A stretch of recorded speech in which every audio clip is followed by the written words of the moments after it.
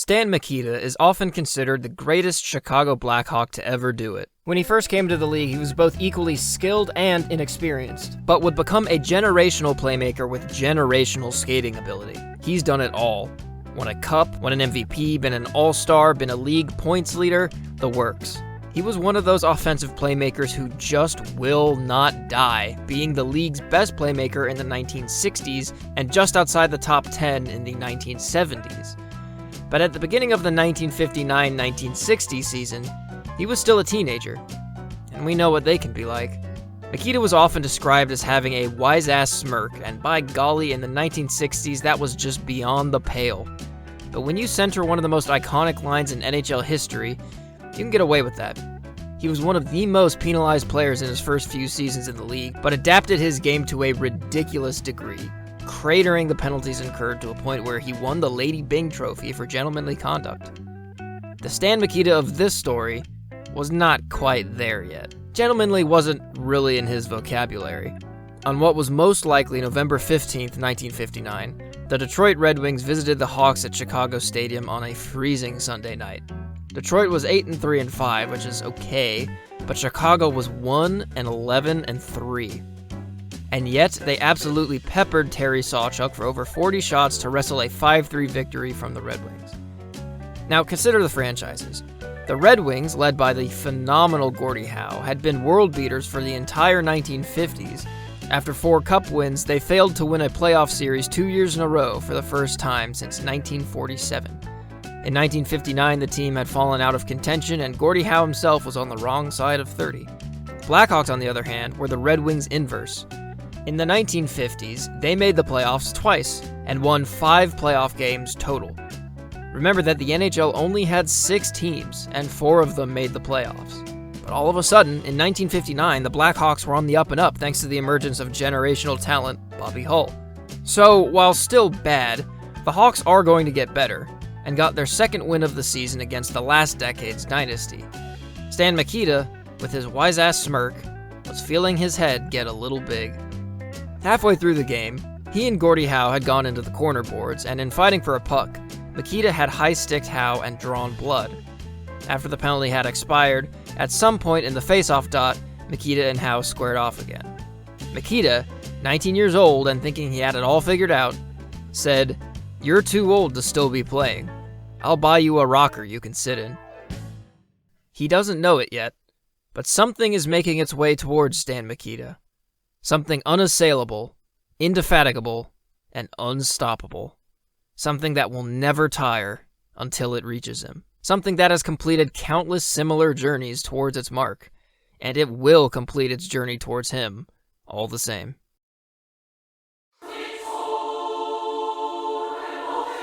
In between periods, teammate and mentor Ted Lindsay pulled Mikita aside and said that he had made a grievous error in chirping Howe.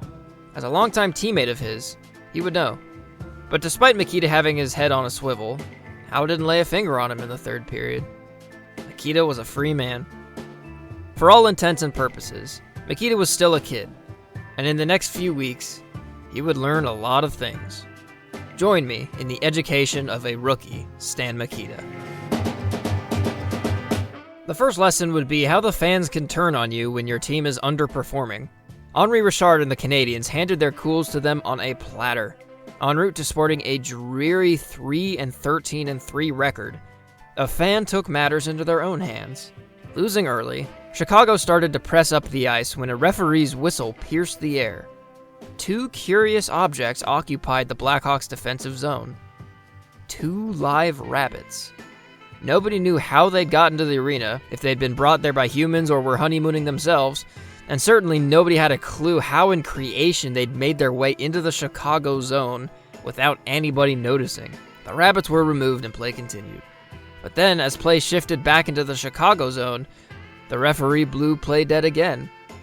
Foreign objects had made their way onto the Canadian side of the rink. And this was something else. Something even stranger than 2 rabbits. 3 rabbits. According to the Montreal Star, staff figured out that they belonged to a fan and engaged in a high-speed chase to incarcerate the bounder. The newspaper also makes it sound like the rabbits orchestrated the whole thing. But if my team was 3-13-3, I'd probably bring rabbits to the rink too. I'm not sure that's exactly how good luck charms work, but A for effort. So Stan, there's your first lesson learned. Fans are weird, and if you disappoint them, you awaken something. The Blackhawks treaded water to end November, but got verbally castrated by the Daily News anyway, being called one of the two sagging pillars of the National Hockey League. Brutal, but they did nothing to challenge that moniker when they skated to 2 dreary ties in the next 2 games. In the latter, Stan Mikita learned another lesson that he wasn't the butt end of. Or rather, the blade end of. Vic Yogi Stasiuk of the Bruins and Eric Elbows Nestorenko had a bit of a gentleman's disagreement, and Stasiuk solved it like a gentleman. He clubbed Flin Flon's finest over the head with his stick, opening him up like a cantaloupe and sidelining him. Despite Yogi getting 5 for fighting, 5 for high sticking, and a game misconduct, Mikita sat from the sidelines and watched his teammate suffer a pretty gruesome head wound. It would take a couple years, but he would become the first NHL star to wear a helmet full-time after getting a piece of his ear torn off by the puck. Every player from that era deals with high sticks, errant shots, and goodness knows what else, but for Stan Mikita's part, they'd all been a little too close for comfort, and he had the guts to be one of the first big names to stand out in the name of safety because of it.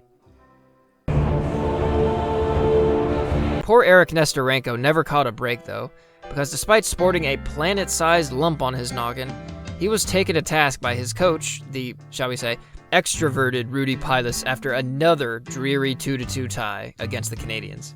Nestorenko got benched, along with veterans Ted Lindsay and Ed Litzenberger. Here in December was when the frustrations around the Blackhawks' failure to improve reached a head.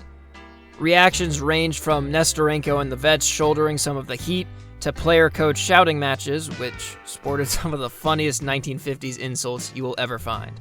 Nestorenko, for his part, said he just wasn't enthused to play that season. Stan, are you listening? Because here's your next lesson. Getting your dander up can work, because the Blackhawks responded with their most decisive and dominant win of the season against the Bruins, 6-3. The maligned Nestorenko and Lindsay factored in on multiple goals. Both of Mikita's line mates scored in the third. All of this is to say, veterans know when they need to step it up for the team. That sense and ability to actualize it is a huge reason why they could play long enough to become veterans. Get an older guy going, and he'll raise hell on the ice. Right, Gordy? It was the first time the teams had met since Mikita had got an older guy going and saw him raise hell on the ice. Stan, what have you done, Stan? Howe did it again, dominating play and scoring in a 2-0 victory for Detroit, launching a surging Red Wings into 1 point outside of second place, which the Blackhawks were never going to get close to.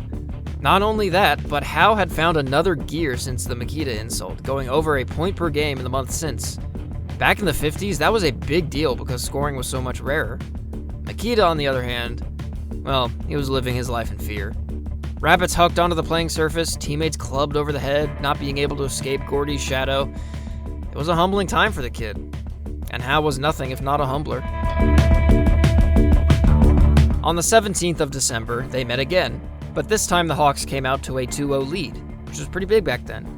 But a 50-foot knuckler that deflected off Stan Mikita's shin pad beside the net started the comeback for the Red Wings, and they took the game 3-2. Winless since the slight. Notably, Coach Pilas thought the refs didn't see what guys like Gordie Howe and the Red Wings were doing to them. There was only one referee back then, and he always had to have his eye on the play.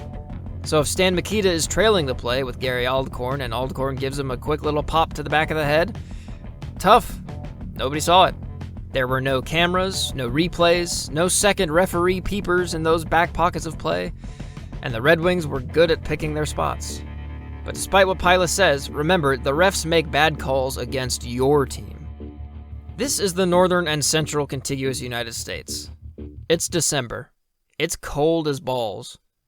The players were all sent home on Christmas to rest up and make merry. Well, kind of. They were sent to Boston to rest up and make merry. Well, not really. They were sent to Boston on Christmas Day to get pounded by the Bruins. Then they were sent home for Boxing Day. I may have misspoken. For Boxing Day, the very next day, on no rest, they were sent to Montreal to get absolutely pancaked by the best team in the NHL. A brutal back-to-back during the most hyped holiday of the year. But it was actually a back-to-back-to-back. 3 blowouts. 3 days in a row in 3 different cities over Christmas. One of the men who scored in that final blowout was Ted Lindsay, and he was peeved. Not only because of this brutal scheduling, but also because he was never supposed to be in Chicago at all. See, Ted Lindsay is more than just a Hall of Fame player or the namesake of today's MVP trophy. Over the course of the 1950s, he had felt that the players had almost no power over their own treatment. Being put through a brutal stretch of games during the most holidayed of holidays was just a symptom of a larger issue. The owners were generally oblivious to the plight of the players until, all of a sudden, Ted Lindsay, in the middle of the 1956-57 season, announced the formation of a players' union. The owner's response to this is definitely on record. Lindsay was subject to press libel and smear campaigns from owners and was exiled to these Blackhawks, where he now languished in the NHL cellar. The association was dissolved in this year, 1959, but Lindsay's organization efforts weren't for naught. A decade later, a permanent players' union would form, and even though Lindsay would suffer for his dream in the short term, he is credited as being the catalyst for organized labor in the NHL player ranks.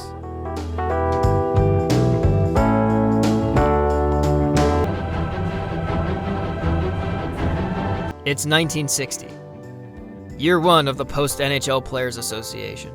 Chicago starts the year with games on the 1st, 2nd, 3rd, 6th, 7th, 9th, and 10th. Ugh. By the way, that first game was against the old Red Wings, and the Blackhawks didn't lose, fortunately. But don't worry, a week later on the 16th, they'll have their chance again. Gordie Howe was still going strong, with a titanic 946 points to his name coming into that game. Stan Mikita, bless his heart, was at 20. Down in the defensive end, Howe was fighting off Mikita, as any good two-way forward would do. He got the puck up to Alex Delvecchio, and as Delvecchio launched a frenzied attack the other way, Mikita and Howe just kind of got tied up behind the play. No big deal.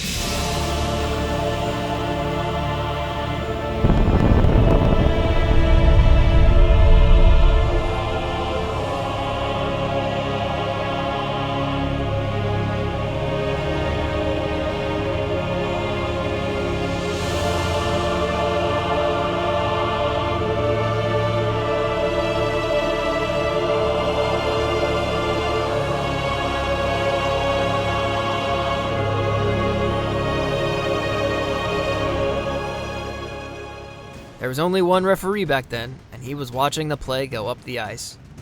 Coach Pilas had been onto something when he said the Red Wings got away with stuff when the ref wasn't looking. Gordie Howe had blown up Stan Mikita behind the play with a 6-inch punch right to the neck. The Red Wings won 3-1, and with his 947th point, Gordie Howe overtook Maurice Richard as the all-time leader in NHL history. Stan Mikita, FA'd, and FO'd. Folks, I hate to pull the rug out from under you, but this is not a video about Stan Mikita. This is a video about Gordie Howe and his elephantine memory. The spine of this video is the long, tireless journey his fist took to Stan Mikita's throat.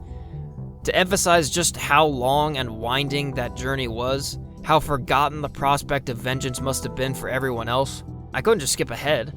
We had to follow, day by day and game by game, the life of a doomed man. The Ted Lindsay labor anecdote, the helmet foreshadowing, the trio rabitos, all gravy.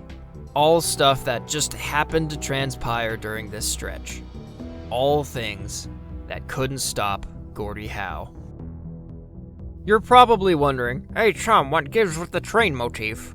Well, back in this time, the New York Central Railroad would have been the main way that hockey players were ferried to and from different cities, as it covered all 6 of the NHL team's cities.